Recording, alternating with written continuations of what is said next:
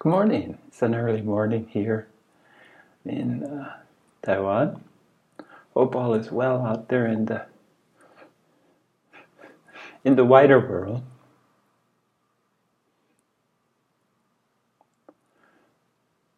One of the doable things, one of the things that is within our purview, something that we can all do, is watch ourselves, watch our actions, watch our reactions, as well, of course, as watching our words. And if you live long enough, and you're so inclined, you can watch your patterns, watch your behavior, watch your interactions. And if your mind works like mine does, you'll naturally seek patterns.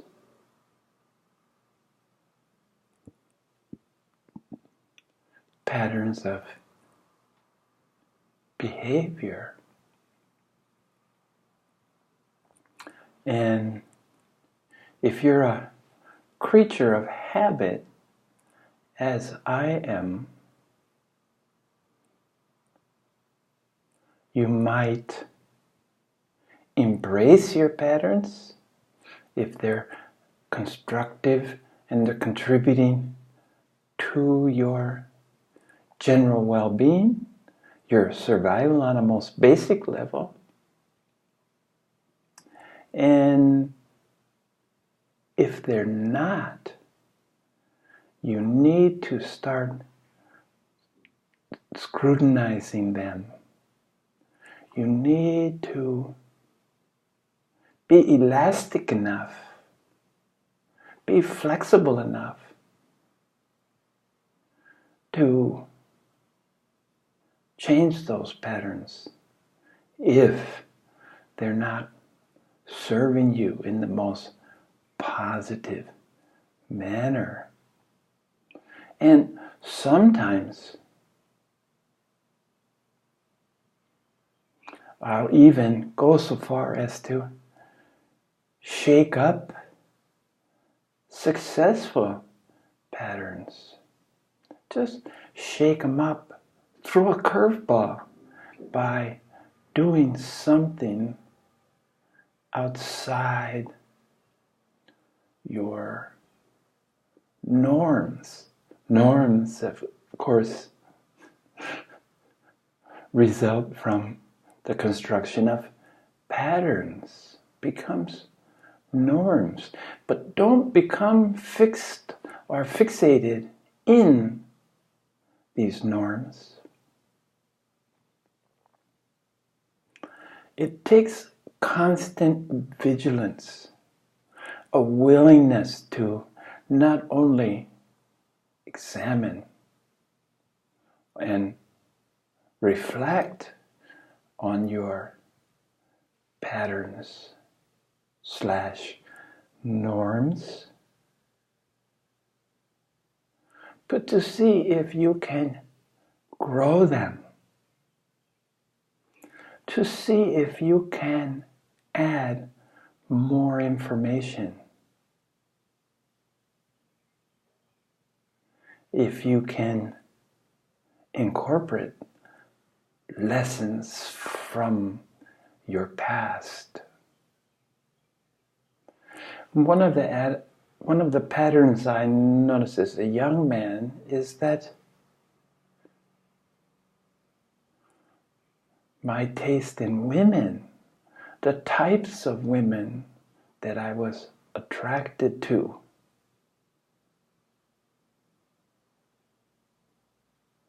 was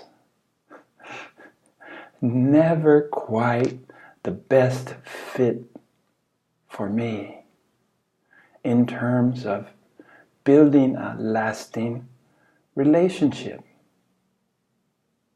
And that's the pattern that I wanted to create, a lasting relationship.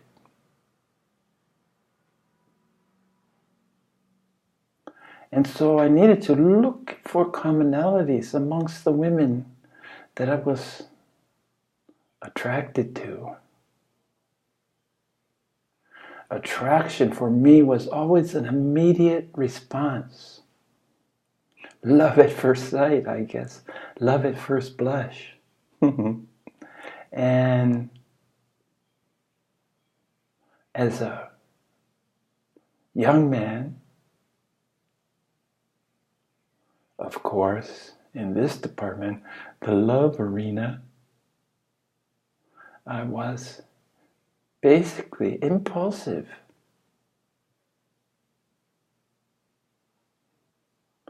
Compelled instead of impelled, to borrow language from a past episode. Nature instead of nurture. This instant attraction was of a tumultuous nature. It was full of passion, desires. And it was very much in the moment. Not much effort,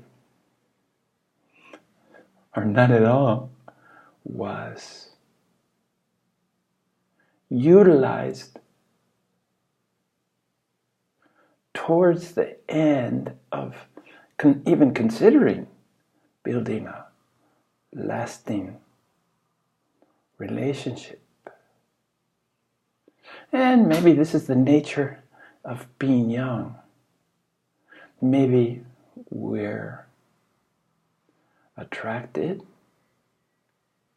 and sometimes even procreate, only to discover that the differences between the two parties were anything but conducive to building a lasting relationship.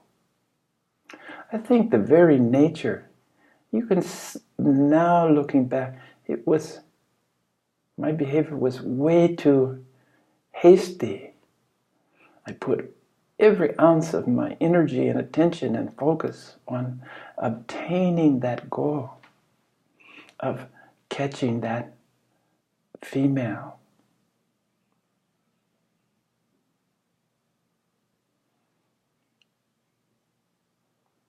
And it didn't take too many times, too many years, to see patterns.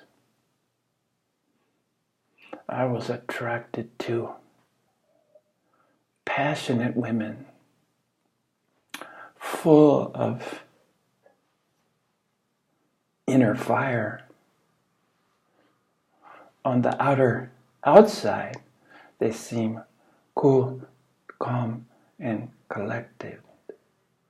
But it was the eyes. Eyes have always spoken to me.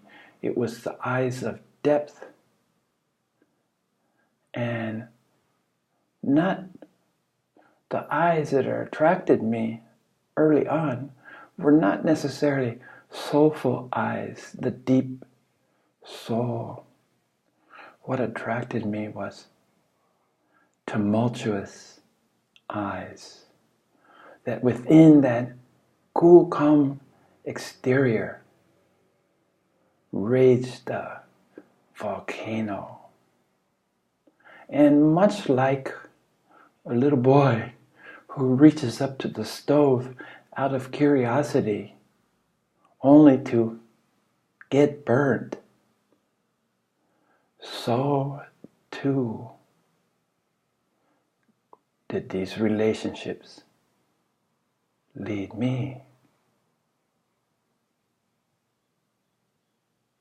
And another commonality was there was always some flaw, as of course all of us have, but I was able to sense something at a level that I thought I could fix. A little bit like a maiden in distress, that I could help them with their personal dilemmas, the source of that volcano, the source of the energies that they struggled so hard to keep secret and hidden. I could immediately sense them without necessarily understanding. I wasn't really interested in connecting A to B to C at that time, at least in this realm, relationship realm.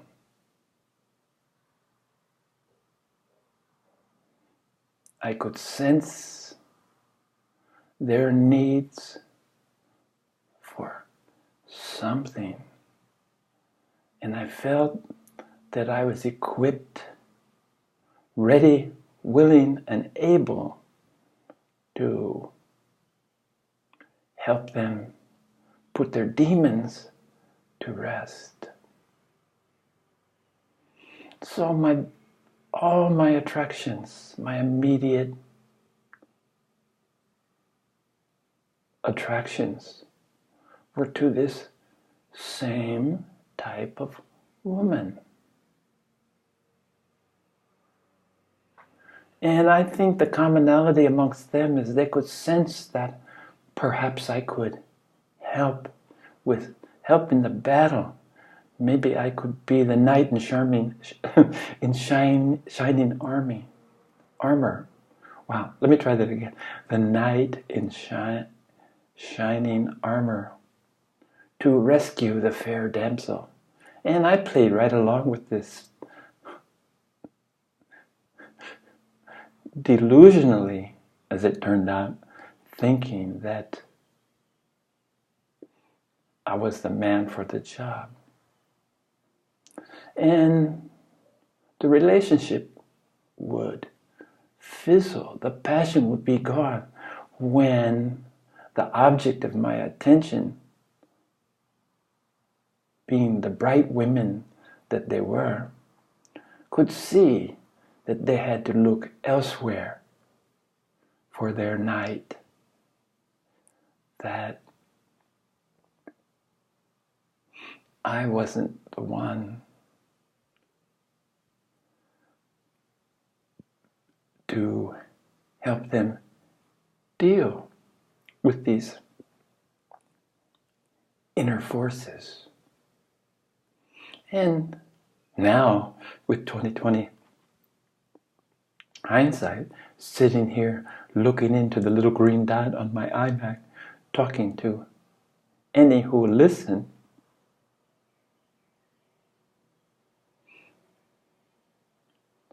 it's obvious that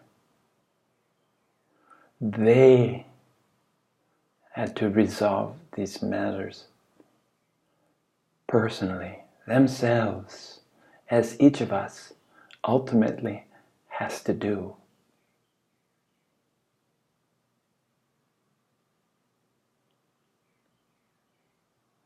I didn't really understand that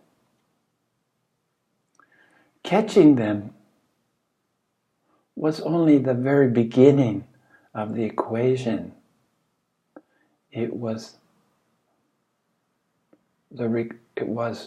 that constant vigilance and effort by both parties needed to exist for the relationship to have any chance at lasting. And somehow deeply knew that perhaps the best way that I was going about building relationships the wrong way, based on results, based on honest evaluation of my part in the failure.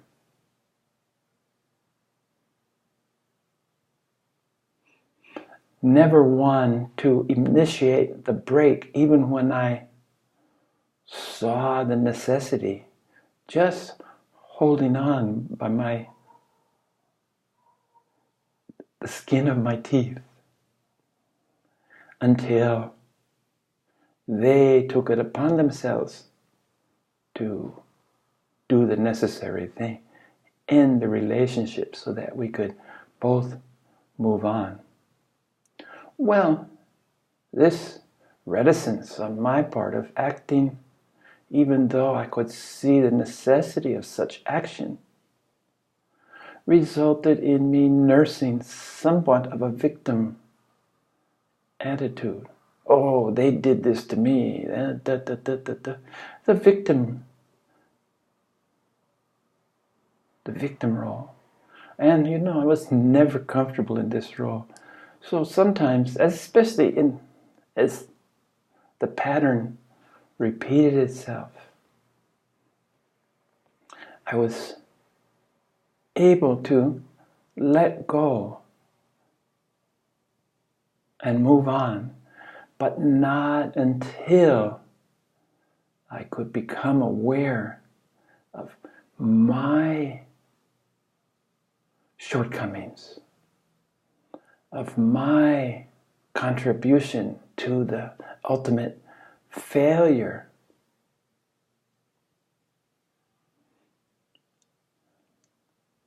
And what became so apparent in this process of evaluation that led to my eventual recognition of the patterns of the most intimate nature was that I had no idea. It's not that I wasn't willing, but I had no idea of the effort and the choice of the most effective means to sustain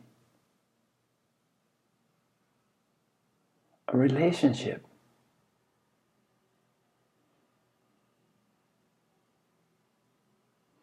Just didn't have an idea. So I started looking for patterns. I started watching patterns around me. I had examples in my life of lasting relationships, but if I looked at them closely, I was always curious, what was the glue that kept them together? Because most of the relationships that were 20 or 30 years, the people seemed to remain together in the relationship in the name of their offspring, in the name of the children. Well, we're obligated. But I didn't sense.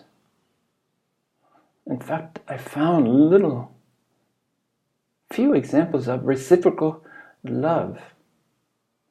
It was more reciprocal tolerance. The sense of obligation that they had to remain together, even though they spent most of their time fighting. And after the stage of fighting is run its course, then it's separation.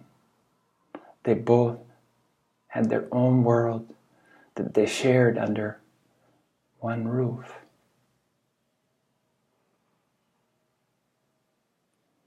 So it led me to question, is remaining in a long-term relationship, is it necessary that misery, boredom, even repulsion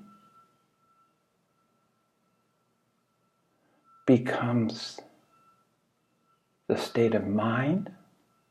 Is it inevitable that relationships will end up this way?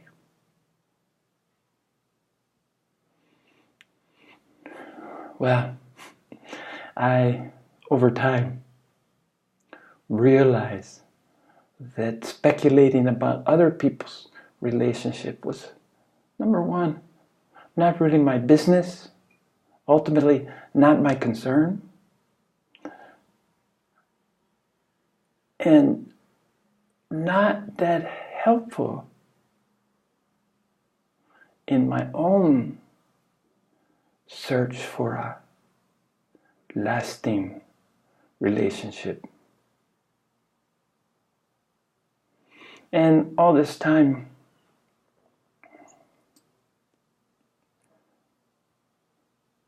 developing patterns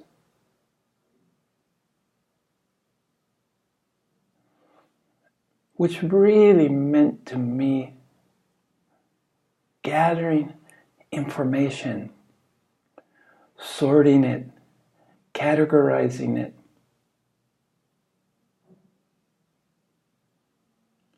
and ultimately looking for connections.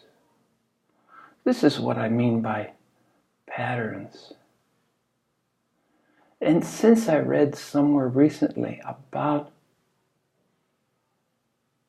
the metaphor of building a spider web, it's been a really useful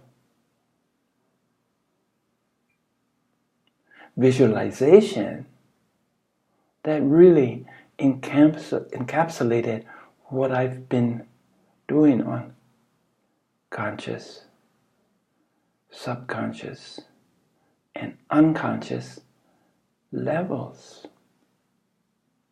And the beauty of the spider web, the interconnectedness. How does this relate to that? And I found that with close enough scrutiny and evaluation, I could see connections between what had previously been disparate concepts.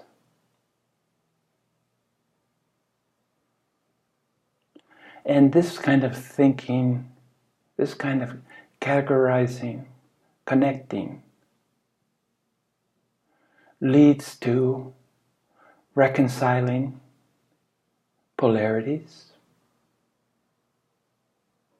seeing the completeness in polarities, seeing the seeds of one in the other. If you can build a pattern, a spider web, that can connect opposites, if you can get your mind around this huge leap, then unity, connectedness begins to really make sense.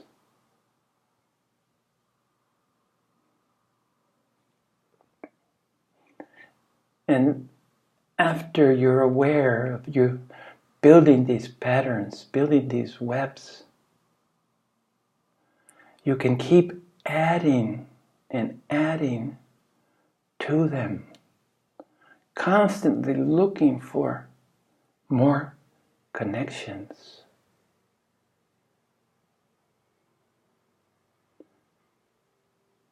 And this is the work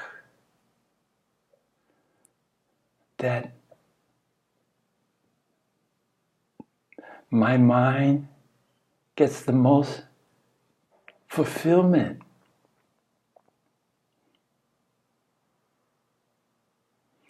Building these patterns of intimate connections. The connectivity is so intense that when something new is caught in the web, new information, new feelings, new thoughts, not only is the web alert when it catches something, just as the spider catches the fly. The whole system is aware. And it's not unlike what happens in the neurons and the connectivity of your brain. In fact, you can see that it begins here and goes, well, as far as you can. Infinity, perhaps that's within the realm of possibility, is that you can expand your web in all directions. Your patterns can become grander and grander. And this is made possible through the simplicity of connecting, sorting, filing, and ultimately storing. And you can begin the work on processing this information, and with the goal of locating it when it's needed.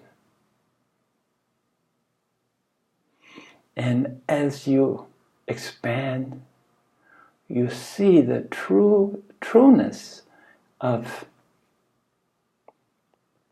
the idea, the concept of everything that has been known, heard, or said, anything that will be known, heard, or said, and everything that you're seeing, speaking, and hearing right now is always available.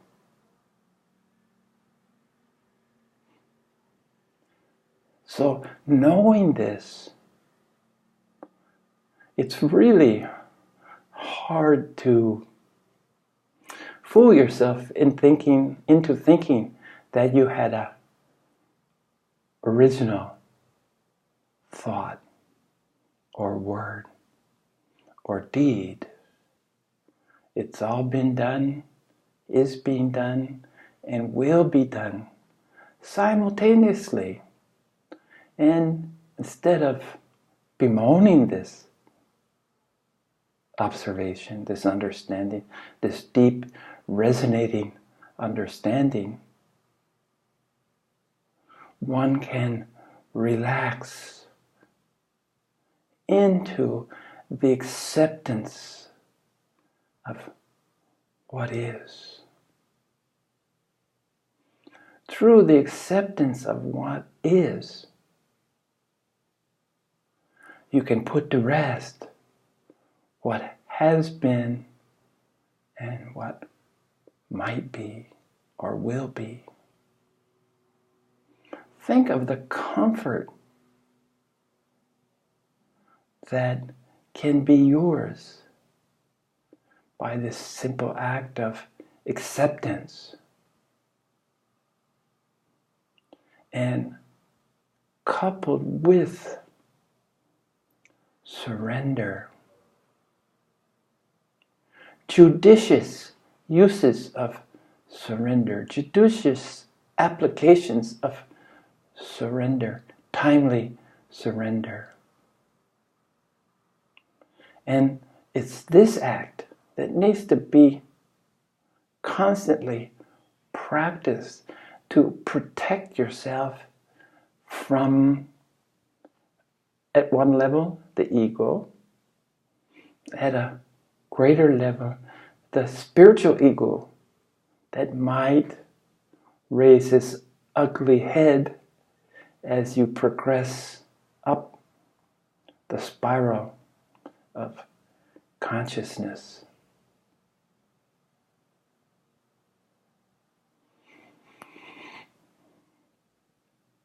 And